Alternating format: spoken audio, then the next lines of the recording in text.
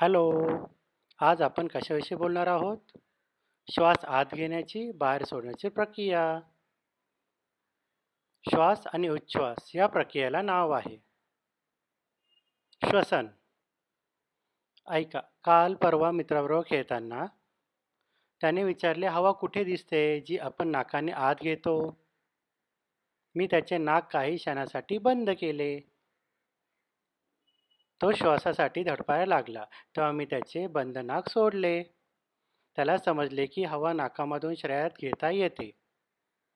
शरीरात त्याचे अभिसरण पूर्ण झाले की हवा नाकाद्वारे बाहेर पडते. ही श्वासोच्छ्वास प्रक्रिया दिवस रात्र अविरतपणे चालू असते. एकदा का ही प्रक्रिया बंद पडली तर हृदय बंद पडते व मनुष्य मृत पावतो. म्हणूनच जगण्यासाठी श्वसन करणे अनिवार्य असते. आपण जाणीवपूर्वक श्वासोच्छ्वास करत नाही, कारण श्वसन करणे ही अजाणतेपणाने होणारी नैसर्गिक क्रिया आहे. श्वास घेताना आपण आत घेतो ते ऑक्सिजन आणि जे सोडतो ते कार्बन डायऑक्साईड. हे नीट लक्षात ठेवा.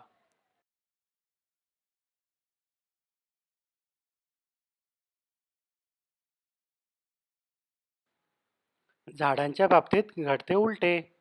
झाडे सुद्धा शोषण करतात. आपण जे सोडतो कार्बन डायऑक्साईड, तेच झाडांचे प्राणवायू जे आत घेतात. झाडे ऑक्सिजन सोडतात, जे आपले प्राणवायू आपण आत घेतो. म्हणूनच मोठ्या प्रमाणात वृक्षतोड करू नये. झाडे ऑक्सिजनचा पुरवठा करतात, जी आपल्याला उपयोगी असतात, आणि आपण झाडांना कार्बन डायऑक्साईड पुरवतो.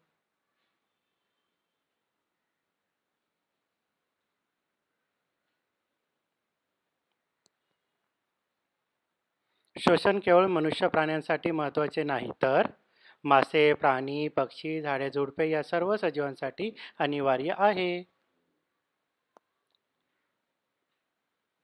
सर्व सजीवांच्या या अत्यंत महत्त्वाच्या क्रियेला आपण म्हणतो श्वसन. हे लक्षात ठेवा.